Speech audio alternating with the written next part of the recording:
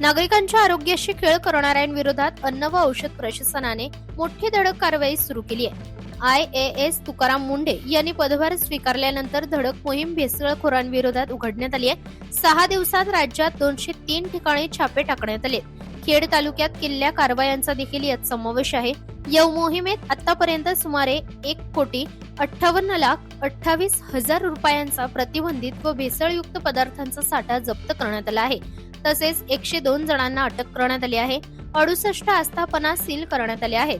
अन्न व औषध प्रशासनाने 25 मे ते 31 मे या कालावधीत राज्यभर safe food, safe drugs, safe Maharashtra मोहीम सुरू केली आहे। अन्न आणि औषध प्रशासनाचे नवनियुक्त आयुक्त तुकाराम मुंढे यांनी पदभार स्वीकारताच अवघ्या 2 दिवसात 40 ठिकाणी धाडी घालून गुटखा आणि पान मसाला माफिया प्रकरणातील 32 आरोपींना अटक केली आहे। त्यामुळे पान टपरी व्यवसाय संपूर्णपणे ठप्प झाला आहे।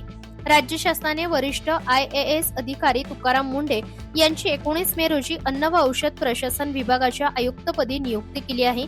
मुंढे हे कठोर आणि शिस्तप्रिय प्रशासक म्हणून ओळखले जातात। त्यांच्या नियुक्तीमुळे अन्न व औषध प्रशासन विभागाच्या कारभारात अधिक गती आणि शिस्त येण्याची अपेक्षा व्यक्त केली जात आहे। अन्न व औषध प्रशासन आयुक्त तुकाराम मुंढे यांच्या मार्गदर्शनाखाली नुकतीच पुणे जिल्ह्यात राबवण्यात आलेल्या विशेष मोहिमेत आंबेगाव व खेड तालुक्यात 5 ठिकाणी धडक कारवाई करण्यात आली। यामध्ये 19,03,379 लाख रुपयांचा साठा जप्त करण्यात आला आहे।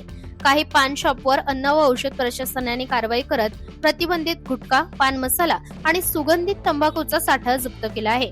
या कारवायांच्या धडक्याने सर्व पानटपऱ्या सध्या बंद झाल्या आहेत।